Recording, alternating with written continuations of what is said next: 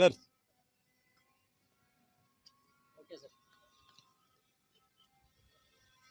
आज आपने देखा पासिंग आउट परेड थी।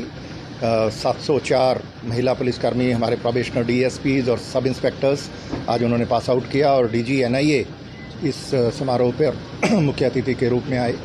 तो इसके साथ ही हमारे करीब 4,500 नए जवान उन्होंने पिछले 1.5 महीने में हरियाणा पुलिस में अपनी ट्रेनिंग पूरी करके उन्होंने रेगुलर सर्विस को ज्वाइन किया है। इससे हमें बल मिलेगा और आने वाले चुनावों में हमारी जो स्ट्रेंथ है वो इतनी बढ़ कर के हम बेहतर काम कर पाएंगे। साइबर क्राइम को लेकर नई कुछ तकनीक?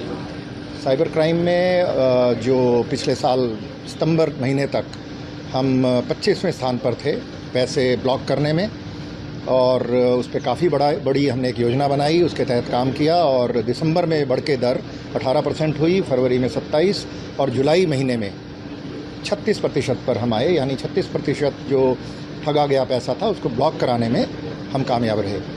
और साथ ही इस साल में ही 1 जनवरी 24 से लेकर अब तक 2660 साइबर अपराधी हरियाणा पुलिस ने गिरफ्तार किए और इनमें करीब 1850 ऐसे लोग हैं जो राज्य से बाहर के हैं।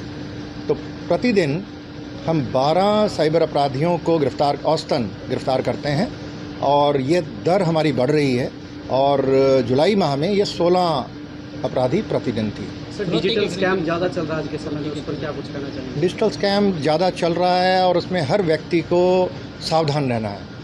कोई भी आपको अगर फ़ोन करता है, ये कहता है कि आपके खिलाफ़ कहीं केस हो गया, आपका कोई सामान पकड़ा गया, ड्रग्स पकड़ी गई आपके नाम से, उसमें आधार आपका मिला है, इनमें कोई सच्चाई नहीं होती। ये ठग हैं और ये ठगी करने का प्रयास कर रहे हैं। ऐसे लोगों के आप फ़ोन आते हैं तो उसकी सूचना 1930 पर तुरंत देनी है और इनको पैसा कतई ट्रांसफ़र नहीं करना है। इसी तरीके से अगर कोई ये कहता है कि आपका पैसा डबल कर देंगे, ट्रिपल कर देंगे चंद ही दिनों में, और लालच देने के लिए कुछ प्रॉफिट दे भी देता है, ऐसे लोगों के झांसे में नहीं आना है।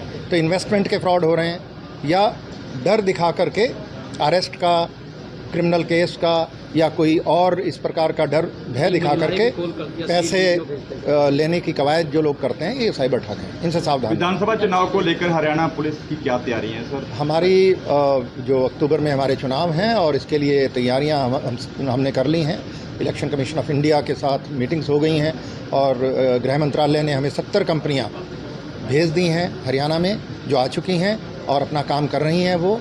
और बाकी जो कंपनियां हमारी हैं, हमने करीब 250 कंपनियां मांगी हैं, वो बाकी कंपनियां हमारी कुछ दिनों में इलेक्शन से पहले आ जाएंगी। उसको नई टेक्नोलॉजी जोड़ने के लिए किस तरह का प्रयास किया? जैसा मैंने अभी आपको बताया कि नई टेक्नोलॉजी में जो साइबर क्राइम्स का टेक्नोलॉजी क्राइम्स हैं ये, तो इनको डील करने के लिए काफ़ी बड़ी जो कवायद हुई, उसके अंदर जो अच्छे नतीजे आए उसके बारे में मैंने अभी आपको बताया और ये चलता रहेगा। इंटरस्टेट को लेकर कोई नाके वगैरह इलेक्शन को लेकर?